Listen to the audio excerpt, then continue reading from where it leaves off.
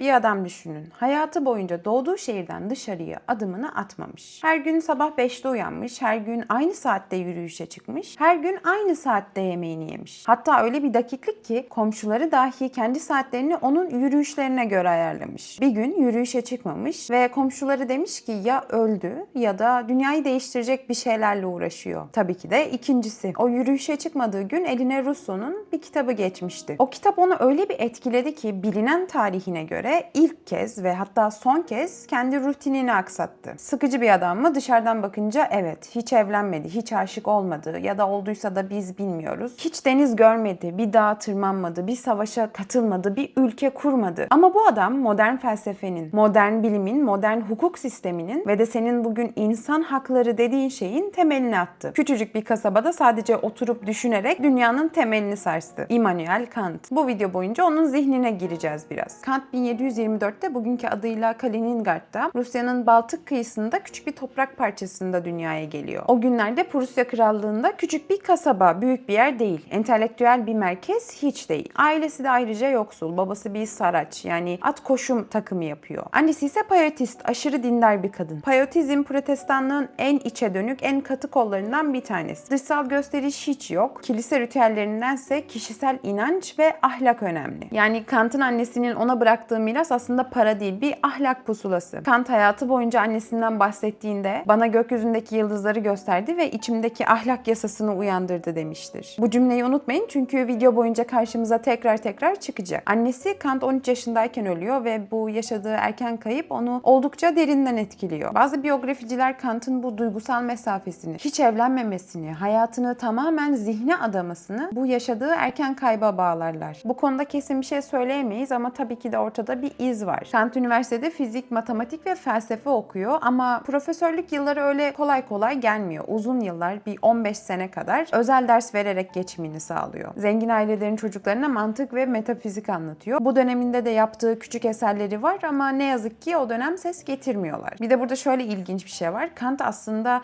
erken döneminde yani profesörlük öncesinde hiç de sıkıcı bir insan değil. Gayet toplumun içine karışan, insanlarla sohbet eden, hatta esprileri ve konuşma yeteneğiyle ünlenen sosyal bir adamdı. Ama bir noktada kapanmaya başladı. Giderek daha az insanla görüşmeye başladı. Rutinlerini sertleştirdi. Günleri birer aynı hale geldi. Sanki böyle yavaş yavaş iç dünyasını kapatıp kendi zihnine çekildi. Neden? Çünkü tabii ki de bir soruyla boğuşuyordu. Öyle büyük bir soruydu ki cevabın sesini duyabilmesi için dışarıdaki dünyanın gürültüsünü kesmesi gerekiyordu. Ve de bu sorunun cevabını 57 yaşında verdi. 1781 Saf Aklın Eleştirisini yayınladı. Bugün birçok insanın emekliliğini planladığı yaşta Kant, felsefe tarihinin en önemli kitaplarından bir tanesini yazdı. İlk tepki tabii ki de sessizdi çünkü kitabı kimse anlamadı. Kitap o kadar yoğun, o kadar ağır bir dille yazılmış ki ilk baskıları neredeyse hiç satmadı. Hatta bir arkadaşı kitabı okumaya başlayıp yarıda bırakıp Kant'a şöyle yazdığı söyleniyor. Bu kitabı okumak insanı delirtir. Ama yavaş yavaş akademik dünya ne olduğunu, Kant'ın ne demek istediğini anlamaya başlar. Ve anlaşıldığı noktada da felsefe bir daha asla aynı olmadı. Tarihçiler Kant'ı Kant'tan önceki felsefe ve Kant'tan sonraki felsefe olarak ortaya konumlandırır. Bu kadar büyük bir kırılma yaşatır. Peki bu adam bu küçük kasabada, bu sıkıcı hayatın içinde ne dedi ki tüm dünyayı, felsefe tarihini bu kadar sarstı? 3 şey dedi ve üçü de bugün hala daha geçerli. Kant'tan önceki felsefede 2 tane kamp vardı ve bu 2 kamp birbirini 200 yıl boyunca yedi. Bir tarafta rasyonalistler. Diyordu ki gerçeğe akılla ulaşırsın. Otur, düşün, mantık yürüt ve evrenin sırrını çözebilirsin. Şeyden şüphe et ama düşünebildiğin sürece var olduğundan emin ol. Gerçekliğin anahtarı akıldır diyorlardı. Diğer tarafta da empiristler Locke,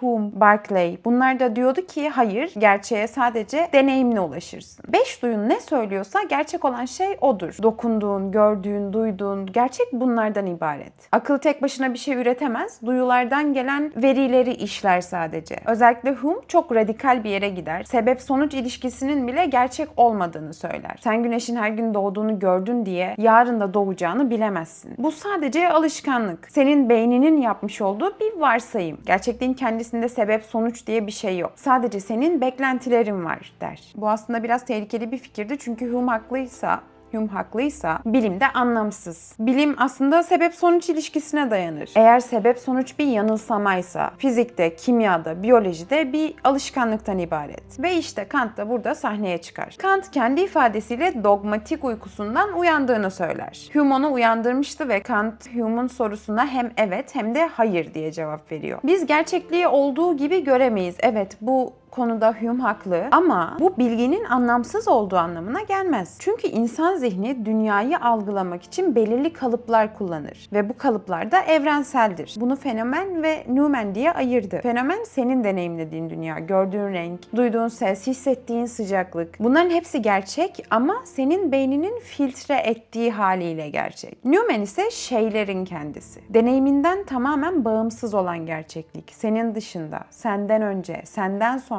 sensiz olan şey. Ve Kant'a göre sen sadece fenomene erişebilirsin. Numene asla. Bu bir tercih değil, bu insan olmanın yapısı. Çünkü beyninin bir filtre sistemi var. Dünyayı algılayabilmek için iki temel kalıp kullanıyorsun. Zaman ve mekan. Her şeyi bir zamanda ve bir mekanda deneyimliyorsun. Bir şeyin zamanı ve mekanı olmadan onu düşünebilmen mümkün değil. Gözlerini kapat, zamansız, mekansız bir şey düşünmeye çalış. Düşünemezsin. Beynin buna izin vermiyor. Ama burası kritik. Zaman ve mekan aslında dışarıda değil, evrenin yapısında değil, sadece senin zihninde. Beynin aslında bu dünyayı zaman ve mekan kalıbına dökerek algılıyor. Bir nevi gözlük ama çıkaramayacağın, beynine entegre edilmiş bir gözlük. Bunu şöyle düşün, sarı camlı bir gözlük takıyorsun. Her şey sarımsı gözüküyor. Çimenler sarılı yeşilli, gökyüzü sarılı mavili. Ama bu gözlüğü çıkartamıyorsun çünkü gözlük yapışık, beynine yapışık. Dünyayı artık hep o gözlükle göreceksin. Çimenlerin gerçek rengini asla bilemeyeceksin. Belki yeşil, belki bambaşka bir renk. Belki renk diye bir şey bile yok. Renk sadece senin beyninin yarattığı bir kategoriymiş. Kulağa biraz ürkütücü geliyor değil mi? Ama Kant bunu böyle bir kriz olarak sunmuyor. Tam tersine bunu bir temel olarak sunuyor. Şöyle düşün, eğer bu filtreler zaman, mekan, sebep, sonuç, nicelik, nitelik gibi kategoriler sadece sana ait olsaydı bilim pek de işe yaramazdı. Ama bu filtreler evrensel. Her insanın beyninde aynı kalıplar var. Sen de ben de dünyayı aynı gözlükle, aynı zaman, mekan gözlüğüyle görüyoruz. Bu yüzden mesela matematik herkes için geçerli. 2+2 Tokyo'da da, İstanbul'da da, Mars'ta da, Mısır'da da 4. Bu yüzden fizik yasaları evrensel. Çünkü burada evrensel olan şey gerçeklik değil. Evrensel olan şey insanın zihninin yapısı. Kant burada hem alçak gönüllü hem de cesurca davranır. Alçak gönüllü bir tavırla gerçekliğin kendisini bilemeyiz der ve insan aklının sınırlarını çizer. Cesur bir tavırla da ama bildiğimiz şeylere güvenebiliriz çünkü zihnimizin yapısı evrenseldir der. Ve burada güncel bir bağlantıdan bahsetmek istiyorum. İşte bu yapay zeka, sosyal medya, sanal gerçeklik, deepfake, gerçek nedir sorusunu hepsi tekrardan gündeme getiriyor. Bu video gerçek mi yoksa yapay zeka mı? Bu haber gerçek mi yoksa yalan mı? Gördüğümüze güvenemeyiz gibi soruların cevabını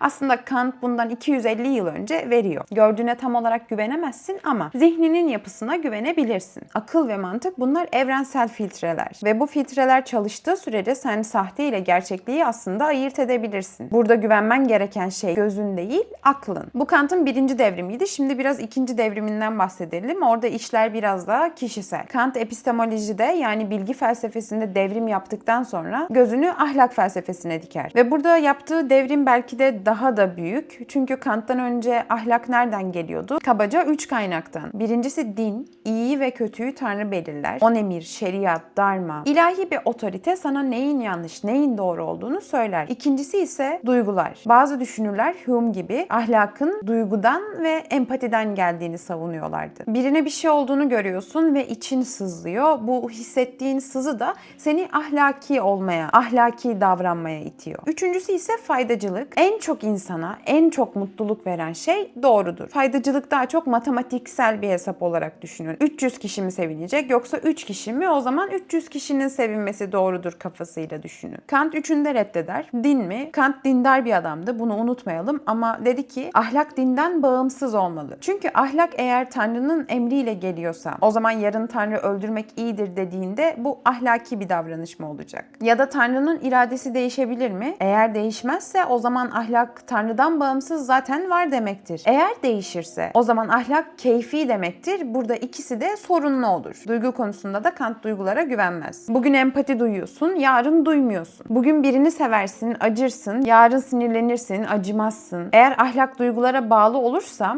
duygunun değiştiği her an ahlak da değişir. Bu da ahlak değil, sadece bir ruh halidir. Üçüncüsü ise faydacılık. En çok insan en çok mutludur formülü tehlikeli bir formül dedi Kant. Çünkü eğer 100 kişiyi mutlu etmek için bir kişiyi feda etmen gerekiyorsa faydacılık buna evet der. Ama bu adil mi? Bir masum insanı çoğunluğun mutluluğu için feda etmek. Kant'a göre bu asla ahlaki olmaz. Peki ahlak nereden gelecek? Kant'ın cevabı akıldan. Saf, katıksız, evrensel akıldan. Bu noktada da kategorik imperatifi ortaya koyar. Kategorik yani koşulsuz, her zaman, her yerde geçerli. İmperatif, emir, yükümlülük. Birinci formülasyon şöyle: sadece aynı zamanda evrensel bir yasa olmasını isteyebileceğin ilkeye göre hareket et. Fazla akademik biliyorum ama açacak olursak bir şey yapacağın zaman kendine şunu sor. Eğer herkes her zaman her yerde bunu yapsa dünya çalışır mı? Yalan söyleyeceksin, dur. Herkesin her yerde yalan söylediğini düşün. O zaman ne olur? Güven diye bir şey kalmaz. Hiçbir söze, hiçbir ilişkiye, hiçbir sözleşmeye güvenemezsin. İletişim çöker, ticaret çöker. Yalan söylemek evrensel bir yasa olamaz. Çünkü evrenselleştiği an kendisini yok eder. O zaman yalan yanlıştır her zaman, koşulsuz. Sözünden döneceksin.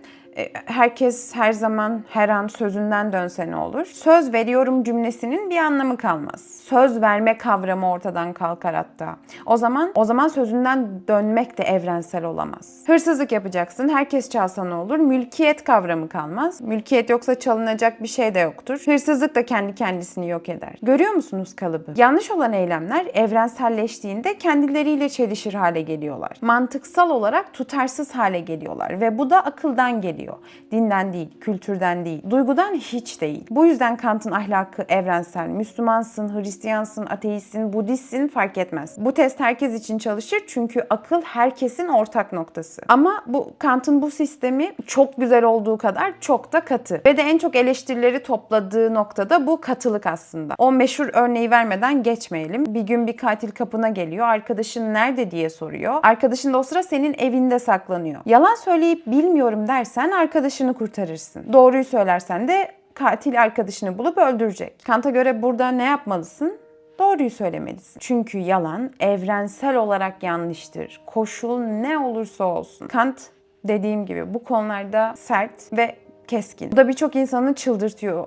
Diyorsun ki ama arkadaşım ölecek. Evet ölecek ama Kant da der ki sen yalan söylersen ahlak yasasını çiğnemiş olursun. Ve de ahlak yasası bir insanın hayatından önemlidir. Çünkü ahlak yasası yıkılırsa hiçbir insan güvende olmaz. Bu mantıklı mı? Soyut düzeyde bir mantığı var. Ama somut düzeyde yani kapında bir katil varken insanlık dışı hissettiriyor. Ve bu da işte Kant'ın en büyük açmazı. Sistem mükemmel ama hayat mükemmel değil. Hayat gri alanlar, istisnalarla, çelişkilerle dolu. Ve Kant gri alanı kabul etmiyor. Onun dünyasında ya siyah var ya da beyaz. Ortası yok. Bir Fransız düşünür Kant'a tam olarak bu eleştiriyi yöneltiyor ama İsmini hatırlamıyorum. Buraya bir yere yazarım. Kant cevap verir ama cevabı pek de tatmin edici olmaz. Kendi sisteminin bu açmazını çözemez ya da çözmek istemez. Çünkü bir istisnayı kabul ettiğin an o kurduğun sistem çökmeye başlar. Kant da tabii ki de bunu biliyor. Ama şunu belirtmem lazım. Kant'ın bu kategorik imperatifi Birleşmiş Milletler İnsan Hakları Beyannamesi'nin felsefi temelidir. 1948'de 2. Dünya Savaşı'nın dehşetinden sonra insanlık oturup bir daha asla dedi ve evrensel insan hakları fikrini yazıya döktüler. Her insanın doğduğu yer, dini, dili, ırkı, cinsiyeti ne olursa olsun doğuştan devredilemez, koşulsuz hakları olduğu fikri. Bu fikir nereden geliyor? Doğrudan Kant'tan. Herkes bunu yapsa dünya ne olur sorusu, insanın araç değil amaç olduğu fikri, ahlakın evrensel olması gerektiği ilkesi, şehrinden hiç çıkmayan adam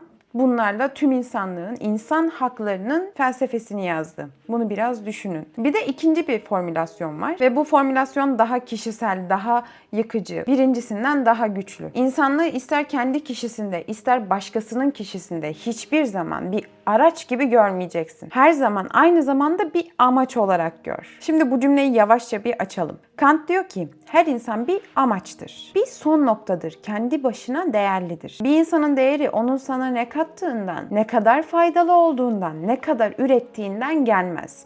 Bir insanın değerli olabilmesi için insan olması yeterlidir. Ve bir insanı sadece araç olarak kullanmak, yani kendi çıkarların için başka bir insanla ilişki kurmak ahlaksızlıktır. Dikkat edelim, Kant Kant yalnızca diyor. Yalnızca araç olarak kullanmak. Birisini tamamen araç olarak görmemekten bahsediyor. Mesela bir taksiye bindiğinde onu bir hizmet için kullanıyorsun. Bu normal. Ama aynı zamanda o taksicinin bir insan olduğunu, bir hayatının olduğunu, bir değeri olduğunu da her zaman bilmen gerekiyor. Ona sadece beni A'dan B'ye götüren bir şey olarak bakamazsın. Bu fikri de günümüz dünyasında birçok örnekle anlatabiliriz. Sosyal medyada mesela. İnsanların takipçi sayısına göre değer kazanması. Onun 50K takipçisi var, bunun 200K takipçisi var. İnsanın değerini belirli bir sayıya indirgemek, bu da Kant'a göre ahlaksızlık. İş dünyasında insanların sadece ürettiği kar üzerinden değerlendirilmesi. Kar düştüğünde kaynağı görmezden gelmek. İsim yüz yok, sadece bir satır bilançodan ibaret olması ahlaksızlık. Dating uygulamaları zaten bir insanın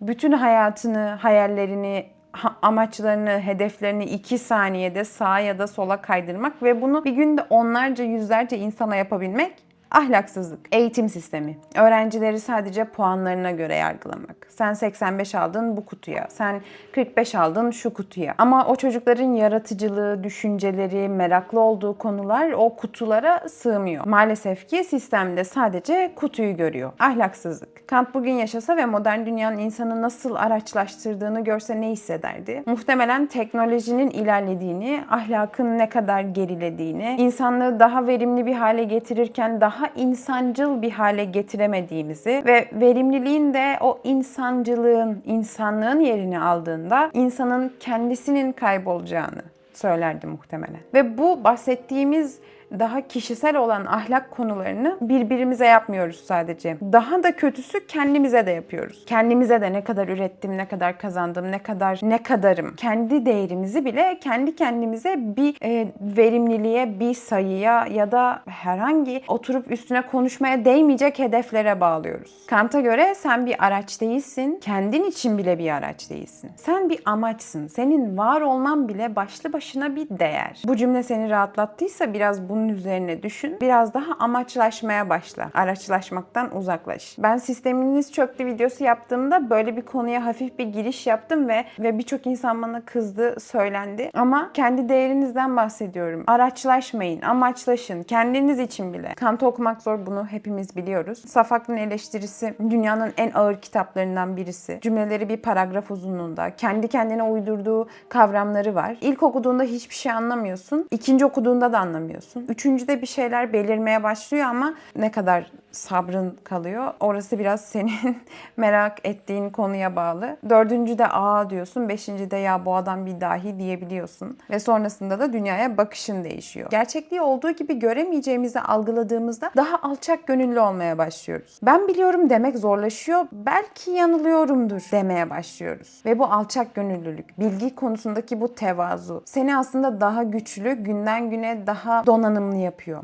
Çünkü yanılabileceğini kabul eden bir insan yanı sıra öğrenebilen bir insandır. Herkes böyle yapsa dünya nasıl olurdu diye sormaya başladığında günlük kararların değişiyor. Küçük bir yalan söyleyecekken duruyorsun, sözünden dönecekken düşünüyorsun, birinin arkasından konuşacakken herkes bunu yapsa nasıl olurdu derken buluyorsun kendini. Ve bu küçük soru günden güne senin vicdanının en keskin bıçağı haline dönüyor ve seni günden güne daha da ahlaklı bir ruha sokuyor. İnsanı bir araç olarak görmemeye başladığında ilişkilerin düzeliyor. Bu insanın bana ne faydası var üzerinden yaptığın o küçük matematikleri köşeye bırakmaya başlıyorsun. Karşındaki insanın sadece bir insan olmasının ne kadar yeterli ve ne kadar değerli olduğunu anlayabiliyorsun. Kant'ın mezar taşında şu yazar: "İki şey beni hayranlıkla ve huşuyla dolduruyor. Üstümdeki yıldızlı gökyüzü ve içimdeki ahlak yasası." Hatırlıyorsunuz değil mi? Annesi ona gökyüzündeki yıldızları gösterip içindeki ahlak yasasını uyandırmıştı. Kant da 80 yaşında öldüğünde hala daha o iki aynı şeye bakıyordu. Yıldızlara ve vicdanına. Şehrinden hiç çıkmadı ama fikirleri tüm dünyayı dolaştı. Hiç evlenmedi ama insanlığa sevgiyi borçlu olduğumuzu öğretti. Sıkıcı bir hayat yaşadı ama zihninde kopan fırtınalar bugünkü insanların ahlak yasalarını bir bir düzenledi. Biz 300 yıl sonra hala daha onun sorularını soruyoruz. Hala daha onun testini kullanıyoruz. Hala onun cevaplarıyla boğuşuyoruz. Belki de asıl yolculuk dışarıdaki yolculuğumuz değil. Asıl asıl yolculuk gerçek, büyük,